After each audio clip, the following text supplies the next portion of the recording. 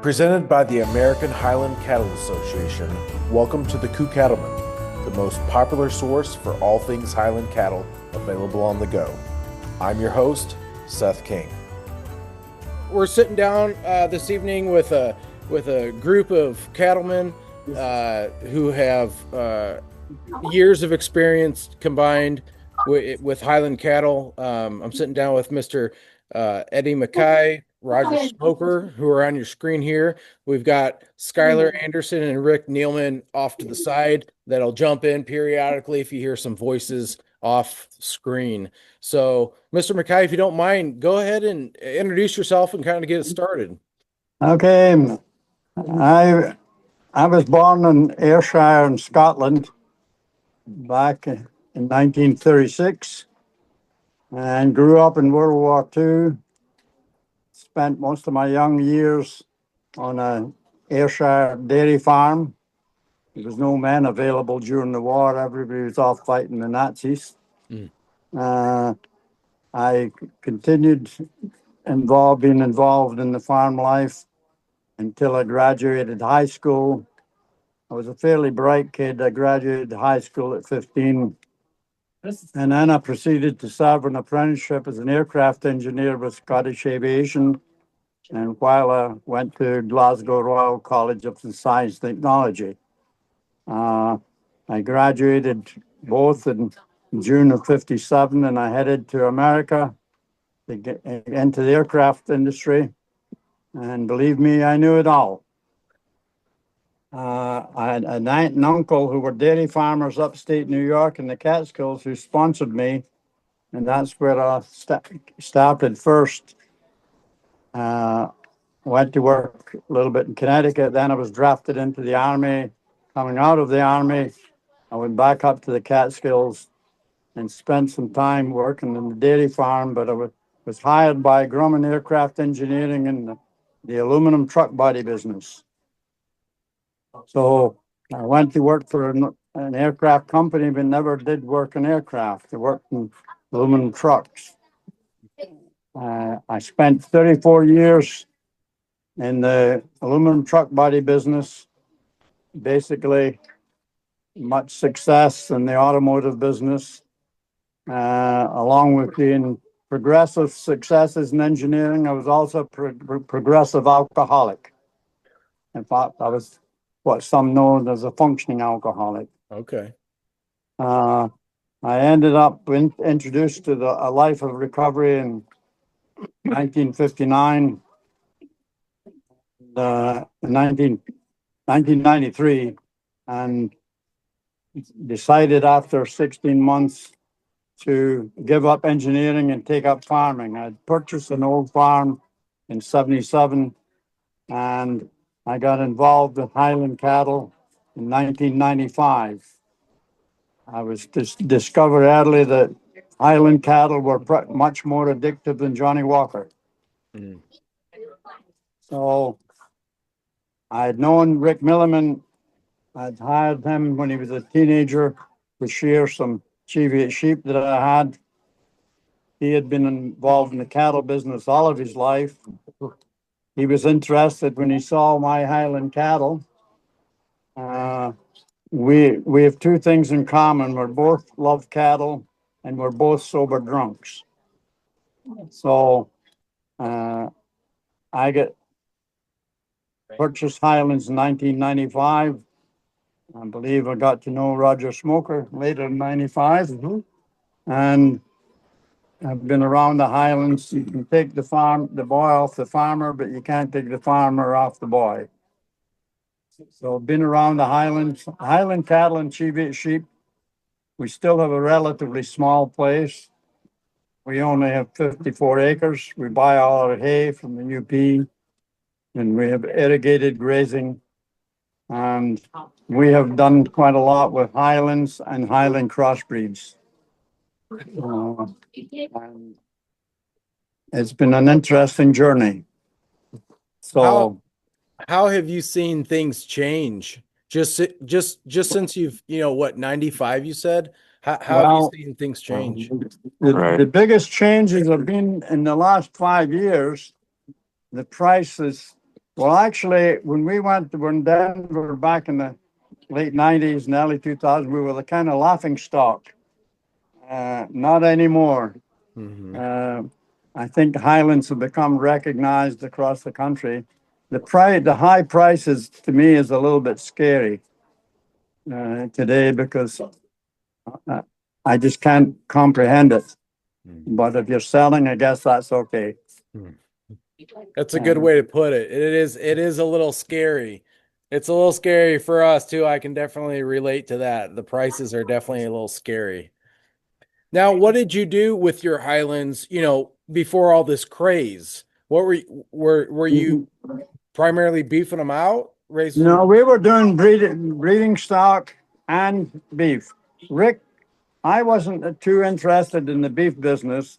I was more interested in the breeding stock, but Rick had been involved in beef all his life and worked in butcher shop, and he was the man I thought much like you want to do the beef, you do the beef. But uh, I knew from previous background that the Highland, while it's probably the best beef that ever existed, there's no doubt about that. The slow growth is a problem and hard to get them finished. And typically, no one ever butchered a Highland till it was like 36 months. And if you recall, after the mad cow disease, anything over 30 months was a no-no after 89. So, but the crossbreeding of the Highland, I think I pushed it in vain for a lot of years within the American Highland Cattle Association. We have had great success with crossbreeding. I don't think we've failed, but probably our best might have been the Highland Simmental. So we did Hereford, Shorthorn, Angus. We find one breed that it couldn't help. We had success with every crossbreeding. Initially, we would loan out cows to different farmers with bulls, and then we started using semen on our Highland cows. That worked better, and we end up settling in. Our most successful was the Red Angus, and we did a lot with the Red Angus, and so typically. Where we in exactly the same environment. Now we have irrigated pasture. We're pasture based, but we grain finish. And we could not get a Highland steer finished till he was basically 26 to 30 months. And we could get the crossbred Highland in the exact same environment. We could get the crossbred finished in 18 to 20 months. So that's the difference. So we actually never had problems selling beef. We always had more customers than we had product. It's a good problem to have. So, So were you seeing, obviously they were growing quicker with the red Angus cross? Were you seeing any differences in the meat quality? yeah, that what I've seen, what we've witnessed is the hybrid vigor. They managed to retain some of the great characteristics of the Highland, which is the larger ribeye and the low back fat. Marbling. And the high marbling, large ribeye, good marbling, low back fat. They get the low back fat from the they've got a thicker hide and heavy hair. So they don't have to build the back fat. Your typical beef cow here, when whether it's grade and choice or whatever, will have at least 5/8 of back fat, which you've got to trim off. The Highland choice or prime will have 1/4 to 3/8 of back fat. Wow. So those characteristics, they show up in the crossbred. You gain the growth from the other breed, and you retain those characteristics from the Highland. We showed them. We gave a lot of Highlands for kids to 4-H projects at the county fairs with poor results. we convinced them to enter the carcass contest with excellent results. We typically, in a carcass contest with a 25-month-old Highland, we had a ribeye of 16.1 square inches and a graded prime. Which was the first time that had ever happened at that county fair, right? And how much did he weigh? And that animal, 1,320 pounds, and hanging weight was 835, which is 63%, if my math is right. Ribeye area 16.1, back fat 0.30, grading prime. Wow. That was 5/8 Highland. So twice this happened to Eddie, where they showed at this county fair and did pretty poor in the live, when they were judging him as a live animal on the hoof, and then come to find out they'd kill him and do the carcass portion, and they'd be very high up. In that case, finishing first as a prime, and another time, I don't know what, moved from the bottom of the class to the top of the class anyway. Wow.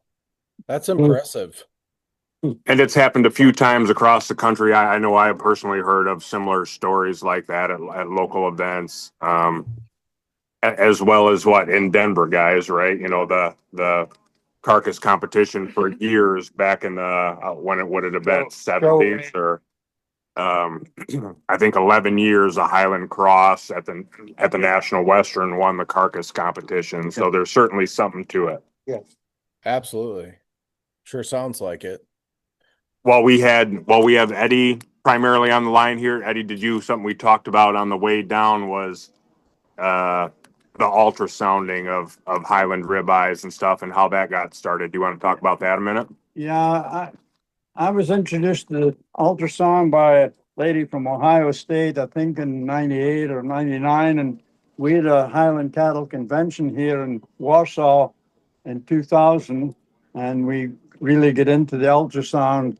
And then we convinced ACA to do the ultrasound at Denver.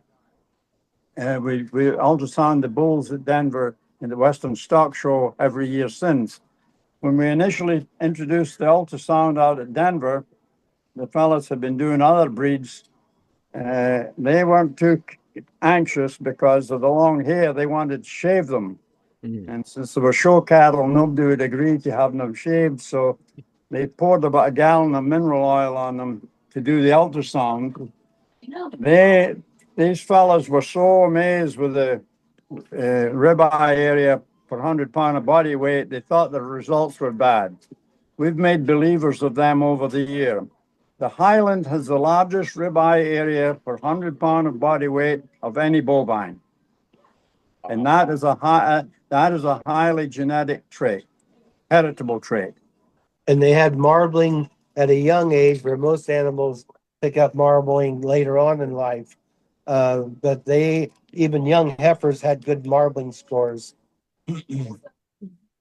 Probably the best Highland beef you ever eat is a heifer. I agree with that. Roger, why don't you introduce yourself? I know you got a whole list of stuff to go over. And I failed to mention too. Thanks, Skyler. I failed to mention both Roger and Eddie are former ACA presidents. So I just wanted to throw that out there real quick too for the listeners. But I'm sorry, Roger. Go right ahead. Okay, Roger Smoker, born and raised right here near Warsaw. Spent all my early years milking cows up to the time about 1990. I was asked by Terry Hand of Acorn Ridge Highlands to help develop his Highland herd. So that's been my first experience with Highlands.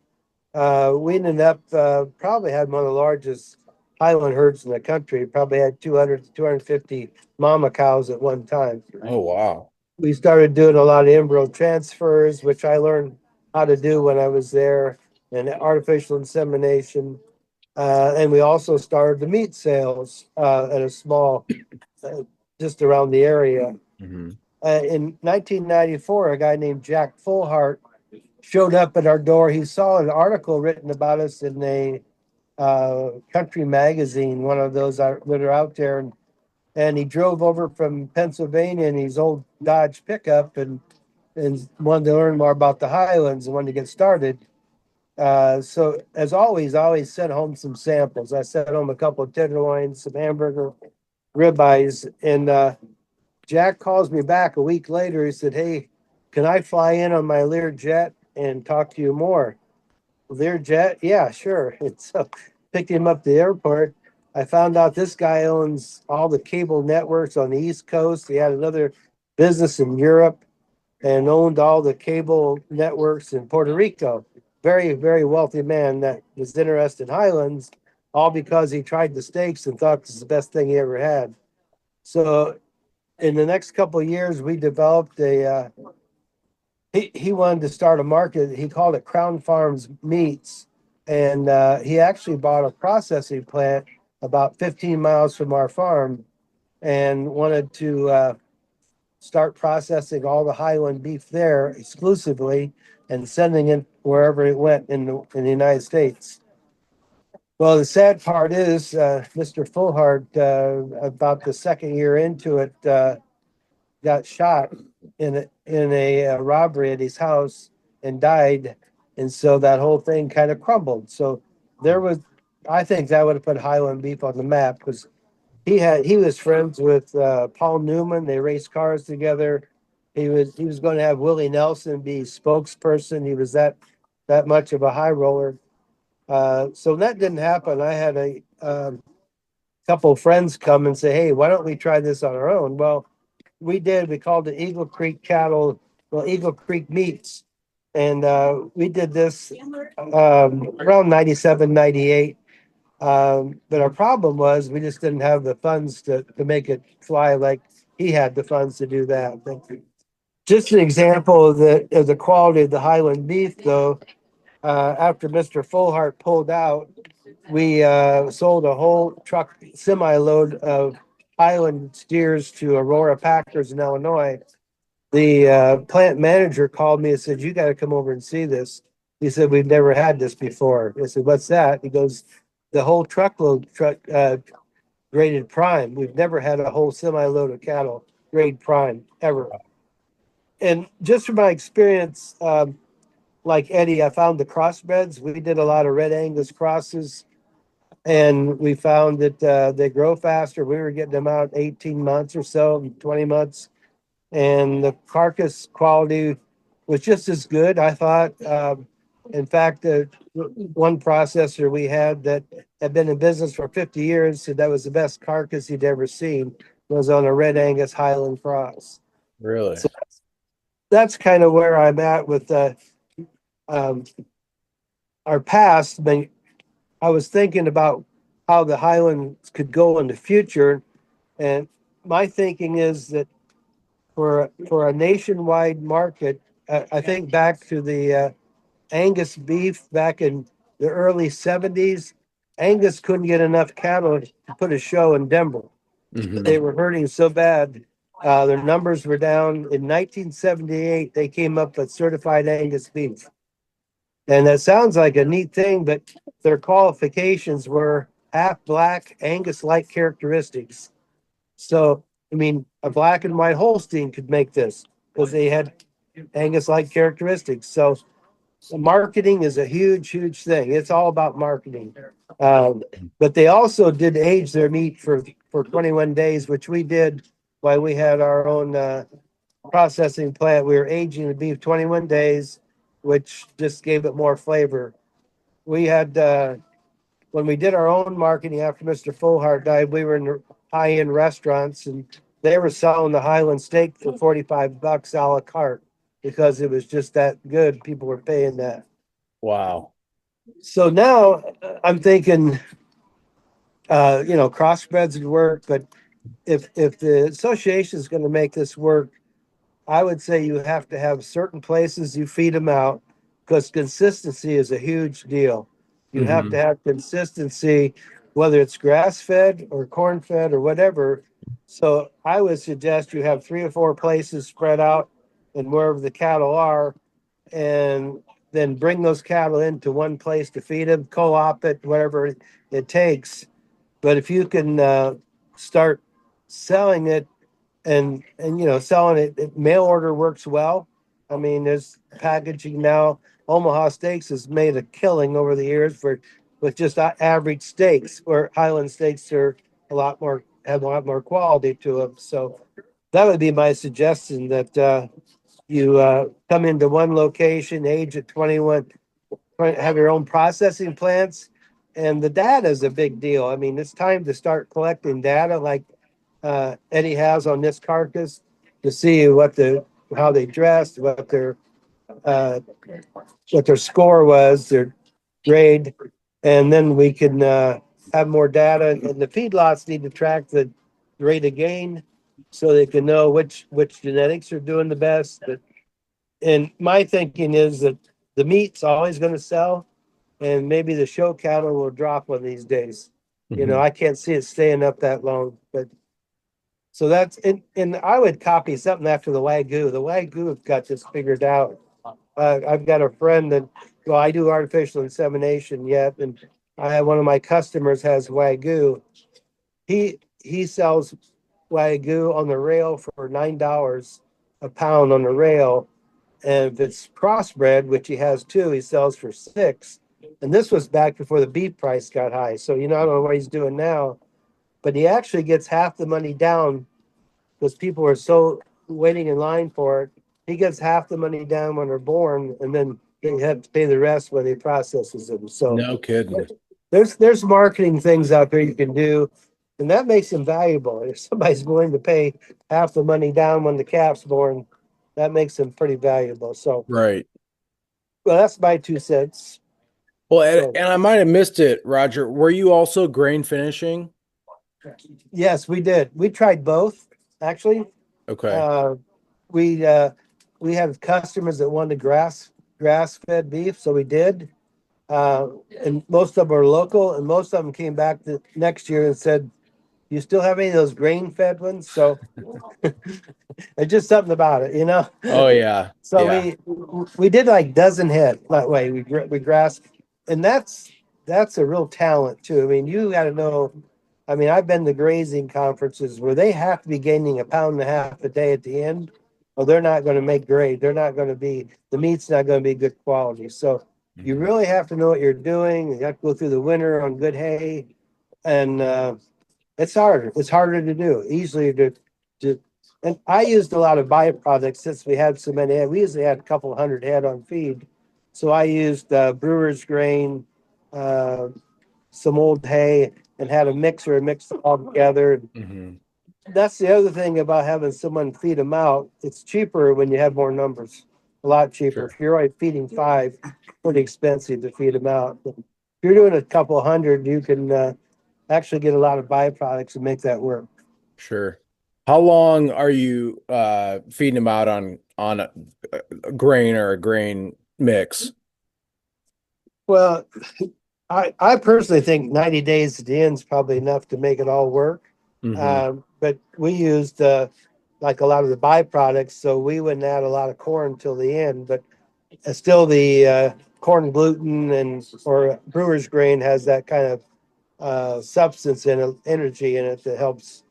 And we never start them on full feed or what we call a hot mix until they got at least 800 pounds, because you don't want them to be 900 and be done. You have to grow them for a while. So we always waited till they're 800 pounds to really push them. And up until that point, they're just on the pasture, grass, hay. On pasture, we've had some silage to them, especially in the Okay. wintertime. But yeah, Sure. so the old marketing thing is grass fed, corn finished. So, Sure. and Yep. we used the all natural route. We said we did not feed any antibiotic feed, and there was no added hormones. Because you can't say you don't have hormones, because they have natural hormones. You have to be careful. Mm. But we had our own labeling that had that on it, so we knew. We basically said all natural. We thought about organic, but they got kind of complicated, so we just went natural, and I think that works just as well. Right. People definitely like to see that, you know, they know what they're putting in their body that way. That's Sure. for sure. One of my favorite things to tell them is somebody took a McDonald's hamburger and did DNA on it, had 1,500 different DNAs in that one McDonald's hamburger. When you buy one of ours, it only has one DNA. Gosh. So it's Well, a you good guys are selling eating, point. you guys are at Culver's right now, so hopefully they only have one DNA in their bird. Yeah, right. It's probably at least about the same. We had the fish. I Okay. think the grass fed is easy. I think the grass finished is very difficult. Hmm. So when you say grass fed, that's easy. Yep. Grass finished is a challenge. Yes, it is. I don't really think you can do a good job the grass finish unless you're using something like baleage. Hmm. That's my personal opinion. Okay. But And for those, we have also we've been a great believer in using turnips. oh, So turnips, I've finished some animals in turnips, and I happen to be one of the lonely believers in turnips. and for Mr. MacKay, for those that don't know what baleage is, would you explain that a little bit? Well, the baleage, of course, you're taking the round bales, you're cutting it with a high moisture and wrapping it, and then it basically is trapped within the plastic, and then it becomes like silage inside the round bales. So the baleage, the whole baleage thing started back in the British Isles after World War II because the wet climate, you couldn't make good hay. So baleage became introduced really after World War II, and then it became perfected in New Zealand.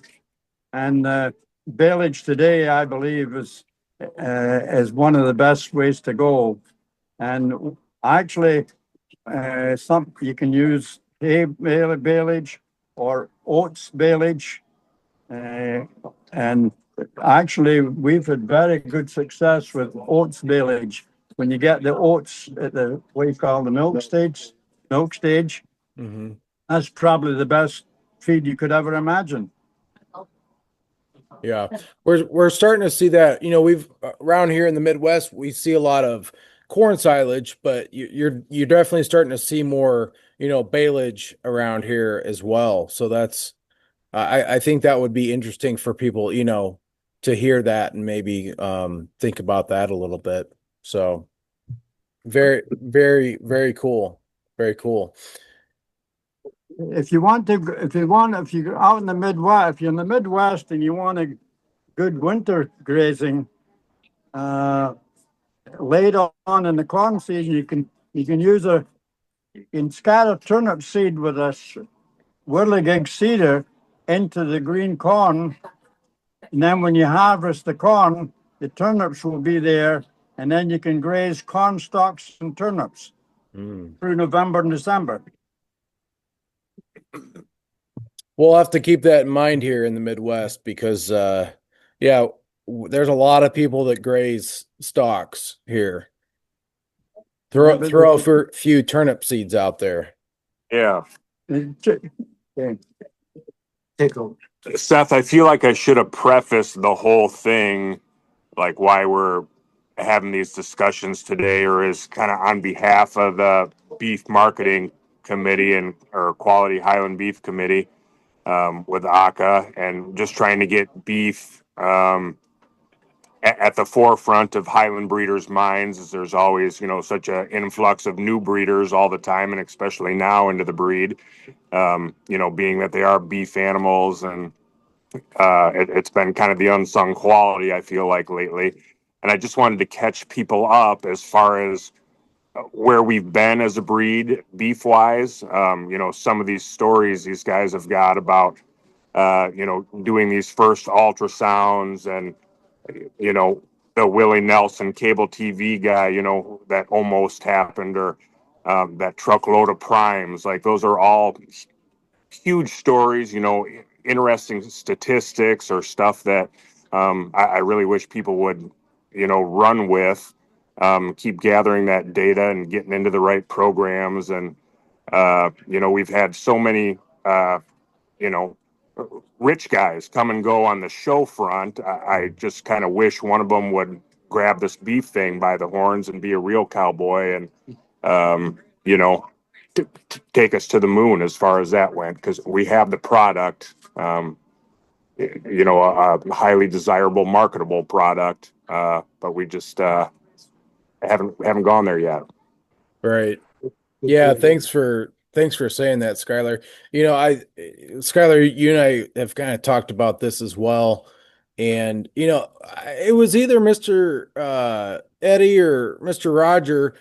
Somebody said, you know, at some point the market's probably gonna not fall out, but maybe, you know, go down a little bit. And at the end of the day, these are beef animals. And I know, Skylar, you and I have talked, had a conversation about that before, where, you know, after the fuzzy cute animal goes away and these prices go down, in order to keep the breed progressing, you know, we have to remember it's a beef animal.